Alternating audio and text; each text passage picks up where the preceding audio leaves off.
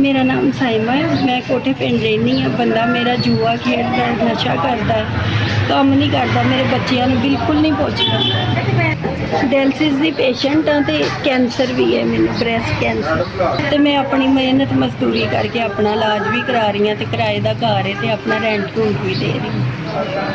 ਤੇ ਮਾਹ ਰਮਜ਼ਾਨ ਚੱਲ ਰਿਹਾ ਤੇ ਅਸੀਂ ਬੜੀ ਮੁਸ਼ਕਿਲ ਗੁਜ਼ਾਰਾ ਕਰ ਰਹੇ, ਕਦੀ ਖਾ ਲਈ ਕਦੀ ਨਾ ਖਾ ਲਈ, ਬੱਚਿਆਂ ਨੇ ਕਦੀ ਸਹਿਰੀ 'ਚ ਰੋਟੀ ਸੁੱਕੀ ਖਾ ਲਈ, ਕਦੀ ਗਿੱਲੀ ਖਾ ਕੇ ਗੁਜ਼ਾਰਾ ਕਰ ਰਹੇ, ਬੜੀ ਮੁਸ਼ਕਿਲ।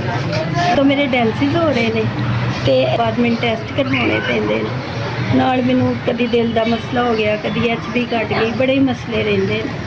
ਤੇ ਛੋਟੇ ਛੋਟੇ ਮੇਰੇ ਬੱਚੇ ਆ, ਮੇਰਾ ਬੇਟਾ ਹੈ ਇੱਕ 9 ਸਾਲ ਦਾ, ਇਹ ਕੀ ਕਰ ਸਕਦਾ ਹੈ ਵਿਚਾਰਾ, ਤੇ ਇਹ ਛੋਟੀ ਜੀ ਮੇਰੀ ਬੇਟੀ ਹੈ। ਤੇ ਅਸੀਂ ਬੜੀ ਮੁਸ਼ਕਿਲ ਆਪਣਾ ਗੁਜ਼ਾਰਾ ਕਰ ਰਹੇ, ਮਕਾਨ ਕਿਰਾਏ ਦਾ। ਤੇ ਮੈਂ ਬੜੀ ਪਰੇਸ਼ਾਨ ਹਾਂ, ਮੇਰੀ ਹੱਥ ਜੋੜ ਕੇ ਅਪੀਲ ਹੈ ਕਿ ਮੇਰੀ ਮਦਦ ਕਰੋ।